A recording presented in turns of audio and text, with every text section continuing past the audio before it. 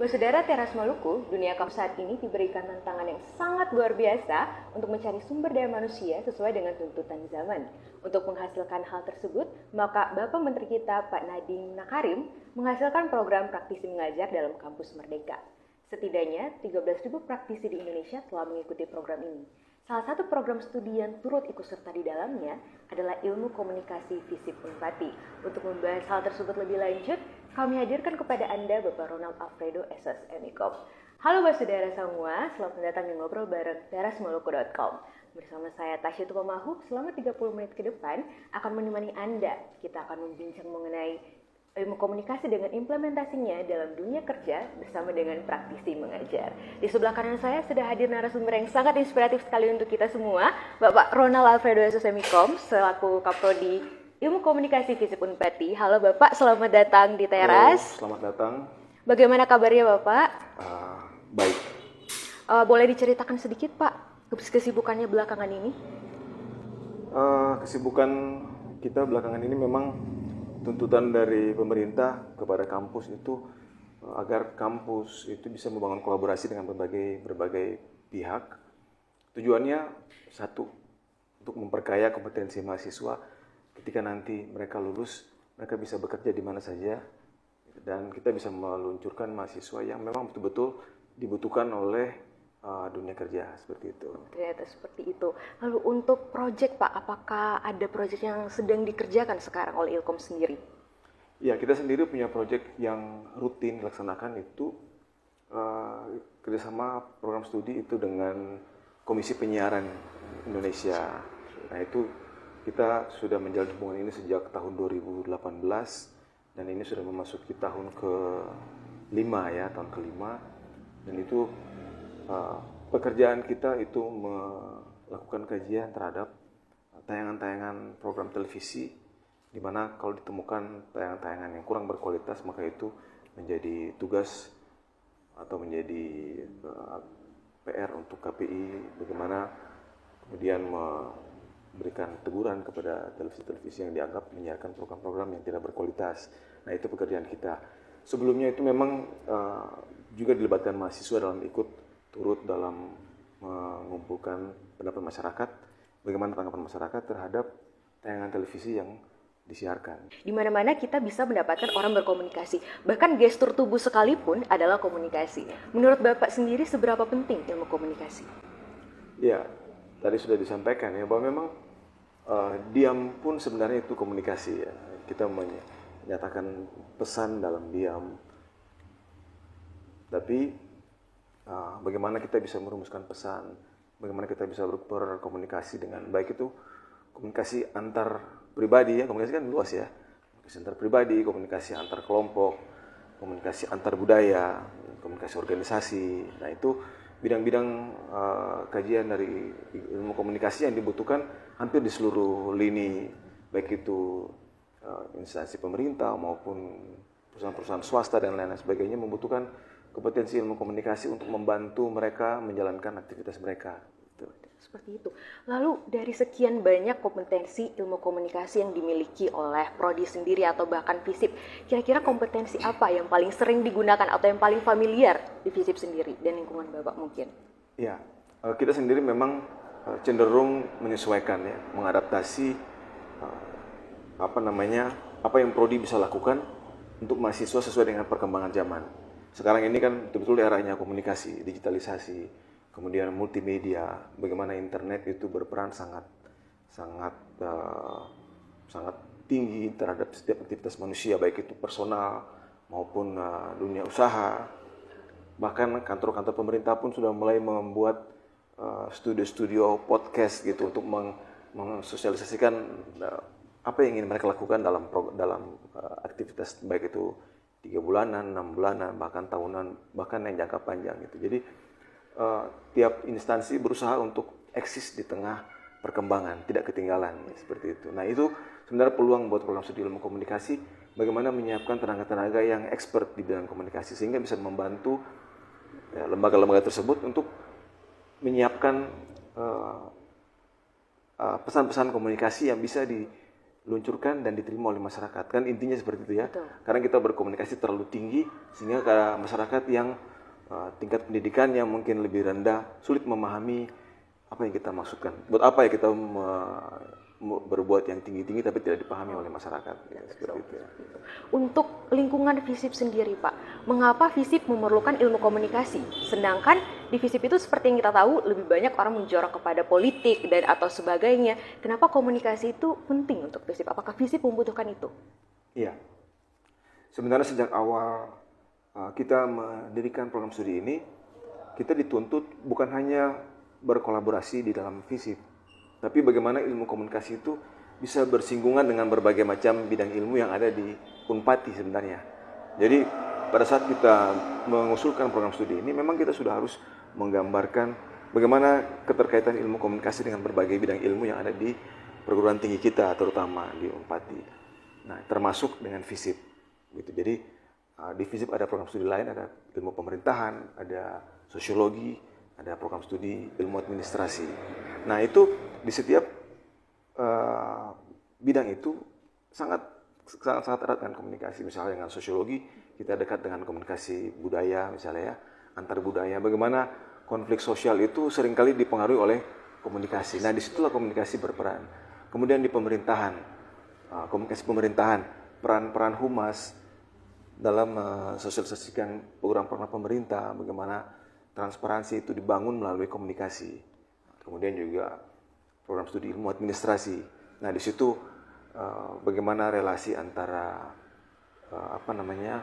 bagian komunikasi organisasi ya, antar bidang dalam organisasi pemerintahan dan lain-lain sebagainya. Nah, itu betul-betul membutuhkan komunikasi gitu. Sehingga kita pikir memang kehadiran program studi komunikasi itu merupakan kebutuhan utama bukan cuma bagi Unpati, tapi juga bagi pemerintah dan seluruh masyarakat terutama di Maluku. Oke, seperti itu ternyata, Pak. Kemudian untuk yang Bapak katakan tadi tentang humas, seperti yang kita ketahui bahwa humas ini erat sekali kaitannya dengan komunikasi. Lalu apakah masalah hubungan masyarakat di FISIP sendiri memang dimonitor oleh ilmu komunikasi ataukah ada campur tangan dari orang lain atau dari pihak lain? Mungkin dari prodi yang lainnya atau memang dari komunikasi sendiri yang mengurus tentang hal itu? Ya, kebetulan di FISIP itu kita punya studio TV dan radio. Nah, itu memang dimanfaatkan oleh pimpinan untuk menyampaikan berbagai informasi. Nah, itu memang yang memotori itu ya mahasiswa-mahasiswa ilmu komunikasi. Dan bukan hanya itu saja, tapi juga di tingkat rektorat itu juga punya media kampus. Nah, rata-rata yang berperan di situ adalah mahasiswa dari program studi ilmu komunikasi. Walaupun ada juga sumber daya yang diambil dari kampus, bukan dari kampus luar, lulusan dari kampus lain, tapi juga itu prodinya prodi ilmu komunikasi. Nah, di situ sedikit banyak memberikan gambaran bahwa kompetensi program studi ilmu komunikasi sangat-sangat ya dibutuhkan ya, dan bermanfaat ya, bukan sekedar hanya yang kita ingin tapi sudah dilakukan gitu ya. Rata-rata publik menginginkan memang ini orang komunikasi ini gitu. Iya, betul. Nah, Pak, kalau untuk proses pembelajaran sendiri di dalam ilmu komunikasi dengan difasilitasi oleh lab dan segala macam, apakah itu memang berfungsi dengan baik? Apakah memang dilakukan secara optimal? Apakah dari memang semester 1 itu sudah praktek ataukah baru digunakan pada semester berapa? Kira-kira seperti apa, Pak? Ya, rata-rata dosen mempunyai strategi masing-masing bagaimana mahasiswa bisa mempraktekkan ilmunya, bukan sekedar hanya menerima teori. Gitu. Jadi biasanya kalau kita lihat nama mata kuliahnya mungkin terkesan itu teori, tapi dosen bisa berkreasi, menciptakan satu kegiatan praktek untuk lebih meningkatkan kemampuan mahasiswa menguasai teori, gitu ya. Jadi sebagaimana teori disampaikan di kelas, tapi juga mereka dituntut untuk bisa berpraktek. Nah, melalui studio radio maupun televisi, mereka bisa lebih kreatif mempraktekkan apa yang mereka serap dari teori itu. Nah, gitu. Karya-karya baru ya, Mas. Terutama itu. Sekarang kan eranya ini kan semua orang menjadi konten kreator. Walaupun itu simple, dia menyampaikan dengan cara sendiri. Nah, seperti itulah yang kita inginkan gitu. Mereka bisa berinovasi mengeksplor apa yang dimiliki, walaupun sarana di kampus itu masih terbatas, tapi bisa mereka gunakan. Nah, selain apa yang dimiliki oleh kampus, tapi juga kita punya mitra-mitra yang bisa ikut membantu mahasiswa meningkatkan kompetensinya.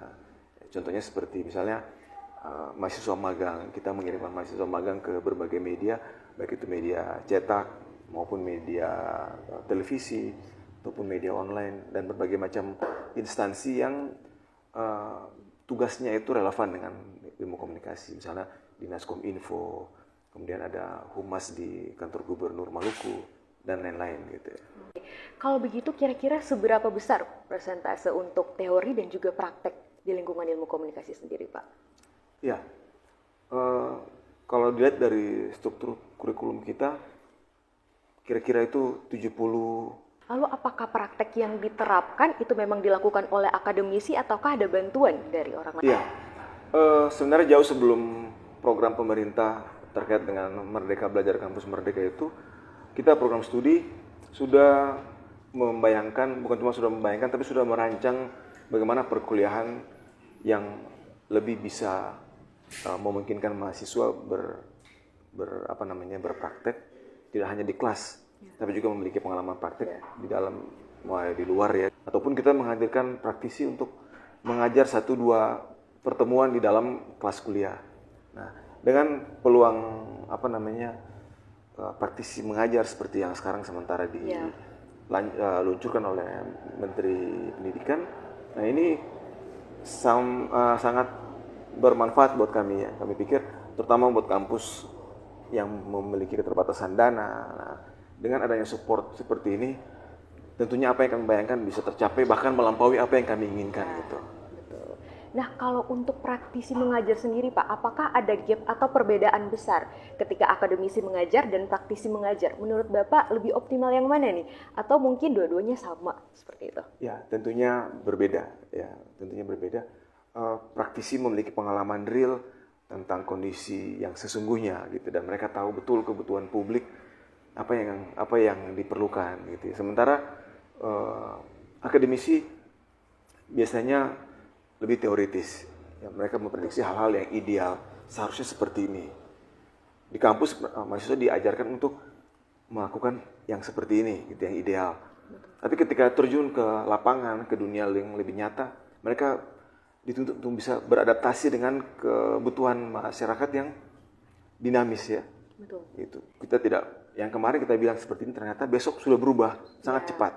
Betul. Nah, disinilah kita butuh bagaimana praktisi itu bisa berkontribusi, memberikan apa yang mereka ketahui, berbagi pengalaman dengan mahasiswa. Nah, itu yang kami, bukan cuma kami ya, tentunya pembuat kebijakan dari pemerintah sendiri sudah menyadari bahwa memang pentingnya peran praktisi dalam dunia akademis itu sangat penting. Gitu ya.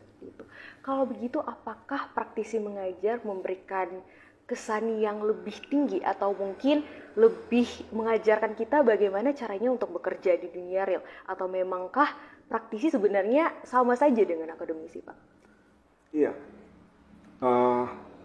tentunya dengan diluncurkan program praktisi mengajar itu, pemerintah menyiapkan semacam portal atau website itu untuk praktisi boleh melamar sendiri, mendaftarkan dirinya sendiri melalui website dengan sejumlah dokumen yang memperkuat bahwa praktisi ini betul-betul kompeten di bidang tertentu. Nah, itu semua persyaratannya begitu ketat dan harus di-input oleh praktisi.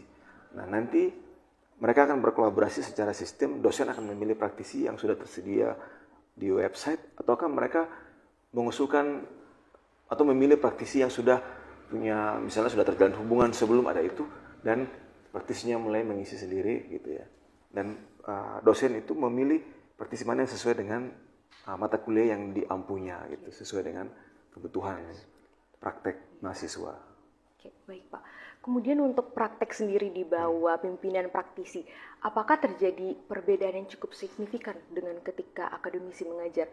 Ataukah stagnan atau mungkin ada perubahan yang jauh lebih besar? Saya optimis ya, pasti praktisi punya pengalaman lebih gitu ya. Terutama ketika kita memilih praktisi tertentu, kita sudah melihat track record praktisi ini bahwa memang sudah pasti akan membawa dampak besar untuk mahasiswa gitu.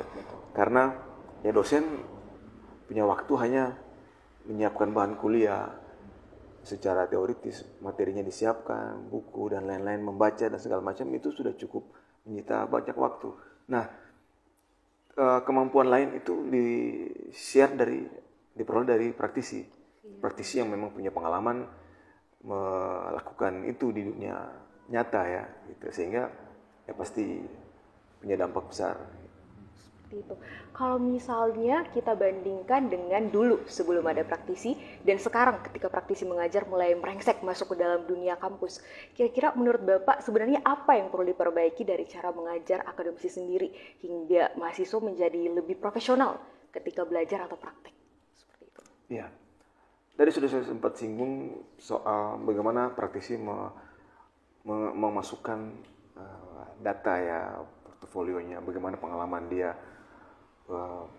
melalang buana di dunia industri dan lain-lain. Nah ini sudah menjadi indikator keberhasilan dia dalam mengelola satu usaha ya atau industri. Nah tentunya itu memberikan gambaran bahwa praktisi ini layak gitu, dan akan memberikan nilai lebih untuk lulusannya, seperti itu. Lalu apakah Bapak melihat dari sudut pandang Bapak sendiri, mahasiswa ilmu komunikasi sudah berhasil mengimplementasikan apa yang diajarkan oleh praktisi atau mungkin belum, atau masih setengah mungkin? Untuk diketahui bahwa memang ini pertama kalinya kita berkolaborasi secara secara intensif ya. Saya katakan intensif karena kalau tadinya kita hanya melakukannya satu dua pertemuan ya, tapi kali ini betul-betul kita melakukannya sangat intens, 8 sampai 10 pertemuan, dan bahkan intensitas yang kita rencanakan terjadi jauh melampaui itu. Dan saya sangat bersyukur bahwa ternyata kita menemukan praktisi juga yang memiliki passion yang cukup tinggi sehingga mereka bisa melampaui apa yang kita harapkan, seperti itu. Berarti tanda kutip di sini praktisi berhasil membawa ya Pak mahasiswa ilmu komunikasi menjadi lebih profesional untuk terjun ke dalam dunia komunikasi sendiri yang lebih berkaitan dengan dunia profesional. Ya tentunya kan ini mahasiswa belum selesai studi ya, jadi kita belum bisa memberikan kesimpulan pada akhirnya nanti. Ketika kita lulus kita akan bisa melihat bahwa apakah yang kita lakukan ini sudah manjur, bermanfaat atau tidak. Tapi sejauh yang kita lihat bagaimana semangat mahasiswa, bagaimana perubahan perilaku mahasiswa dalam mata kuliah yang kita kolaborasikan dengan praktisi, di situ terlihat bahwa itu membawa perubahan. Kita harapkan perubahan ini bisa terus dimiliki dan ditingkatkan sampai nanti mereka lulus. Lalu apakah intensitas yang sekarang terjadi, yang sekarang sudah tinggi ini, apakah akan terus berlangsung atau hanya terjadi di semester ini? Iya, sebenarnya program ini dilakukan oleh pemerintah itu sebagai dorongan kepada kampus sehingga nanti kampus sendiri bisa mampu menyelenggarakan program praktisi ini secara mandiri. Sekarang ini kan disupport pendanaannya dari kementerian, dari pemerintah. Kita harapkan bahwa kedepannya kampus bisa lebih mandiri mengelola kegiatan ini. Gitu. Kita sangat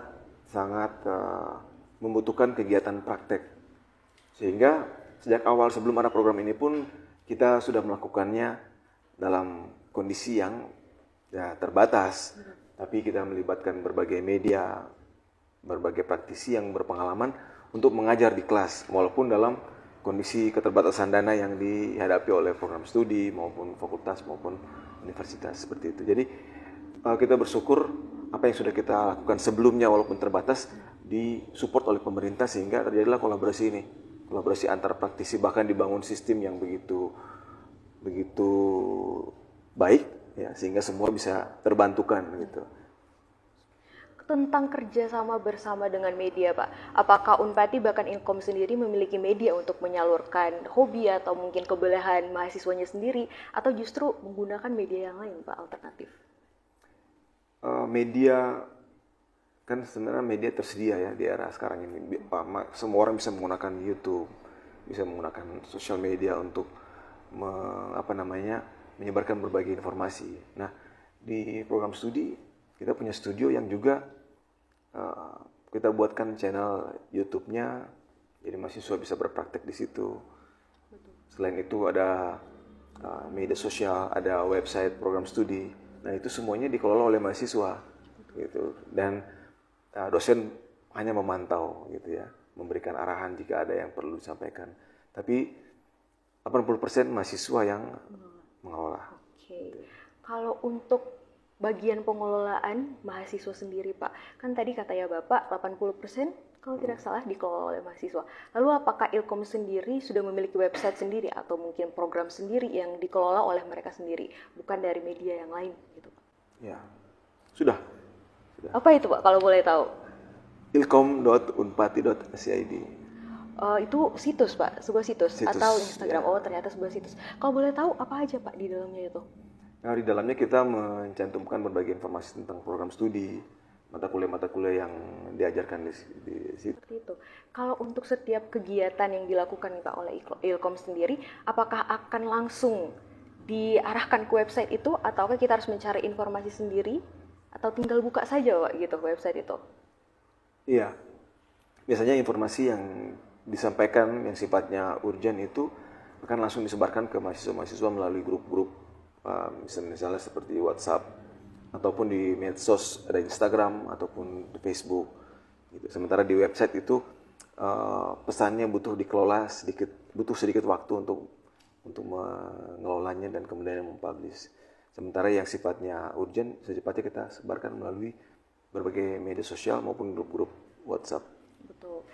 Pak, kan sudah ada praktisi mengajar nih sekarang di Ilkom. Sudah banyak juga, kemudian yang banyak sekali yang kompeten sebenarnya. Lalu apakah menurut Bapak, kira-kira nih setelah praktisi mengajarnya selesai mengajar, kita bisa membuat website baru, Pak, untuk Ilkom sendiri, atau mahasiswanya itu bisa membuat website sendiri atau media sendiri selain dari website tadi? Mungkin bentuknya bukan website lagi, Pak, atau mungkin bentuknya YouTube atau apa yang jauh lebih aktif daripada website sendiri. Bagaimana menurut Bapak? Bisa, tentunya bisa ya. Karena memang seperti itu juga yang sekarang terjadi. Bahkan tiap-tiap angkatan itu mereka membuat medsos mereka sendiri gitu. Jadi ada Instagramnya Ilkom 19, Instagramnya Ilkom 2020. Jadi masing-masing itu membuat medsosnya masing-masing. Jadi mereka punya pesan juga yang ingin mereka sampaikan. Tapi tetap mereka mengacu untuk informasi yang lebih resmi itu dari medsosnya Ilkom. Oke, begitu. Kalau begitu, kira-kira menurut Bapak lagi yang lebih efektif yang mana nih? Dari website kah, dari grup WhatsApp kah, atau dari Instagram kah? Menurut Bapak, mana yang lebih cepat di-approach oleh mahasiswa Ilkom sendiri? Ya pastinya medsos, Instagram, Facebook. Lebih cepat ya, Pak ya? Lebih Karena cepat. attachment-nya juga jauh lebih Betul. cepat. Tapi untuk informasi yang lebih lengkapnya kita bisa menggunakan website ya gitu ya. Seperti itu. Kalau untuk program Kampus Merdeka sendiri, Pak, itu kan harus diakses melalui Kampus Merdeka nih. Apakah dari sekian banyak mahasiswa Ilkom ini ada yang mengikuti program Magang Merdeka? Atau selain dari Kampus Merdeka ini, apakah ada kegiatan lain juga yang diikuti? Iya. Kampus Merdeka kan punya 8 bentuk kegiatan. Nah, yang sering digunakan atau yang dimanfaatkan oleh mahasiswa ilmu komunikasi itu ada pertukaran mahasiswa. Jadi mahasiswa itu diberikan peluang untuk mengakses kampus-kampus di luar Maluku misalnya gitu ya. Kita kemarin punya mahasiswa ada yang pertukaran di Jakarta, Universitas 17 Agustus ya, kemudian di Surabaya. Ada juga yang bentuk berikutnya tuh ada magang.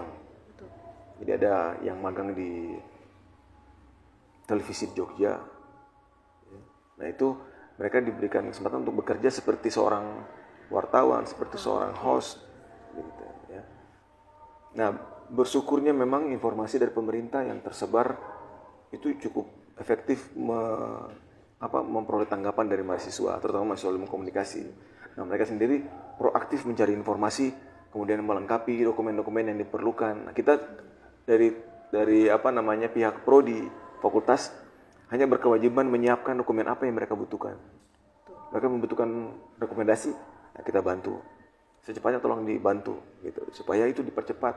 Karena biasanya informasi yang sampai ke Maluku misalnya itu biasanya sudah sangat mepet. Ketika sudah mau penutupan baru itu sampai misalnya gitu, atau mereka tidak membaca atau terlambat.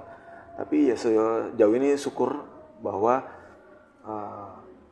keterlibatan mahasiswa cukup tinggi ya. Gitu. Dari sekian banyak implementasi yang sudah dijelaskan nih Pak, kira-kira apa harapan Bapak untuk Ilkom ke depannya, atau mungkin yang teman-teman yang di rumah yang ingin memilih jurusan Ilkom juga? Ya, kalau memang mahasiswa atau calon mahasiswa ya, siswa-siswa yang sekarang mungkin masih duduk di bangku sekolah kelas 3 maupun kelas 2 yang ingin belajar lebih dalam tentang komunikasi. Komunikasi ini sangat luas. Komunikasi antar individu, gitu, ya. Komunikasi antar kelompok, gitu. Komunikasi antar budaya, komunikasi organisasi, public relation, macam-macam. Nah, kalian bisa mendalami ini di program studi ilmu komunikasi. Di sini kita diajarkan bagaimana bisa menyampaikan pesan secara baik, bagaimana bisa menerima pesan dari orang lain, gitu ya. Jadi bukan hanya bagaimana berbicara, tapi juga bagaimana memahami pesan. Dan ini sangat bermanfaat, baik itu dalam hubungan atau relasi kita sebagai manusia maupun hubungan-hubungan dalam dunia profesional di kantor ya. Seperti itu. Jadi orang yang mampu berkomunikasi ya tentunya itu membuka jalan utama menuju kesuksesan. Seperti itu.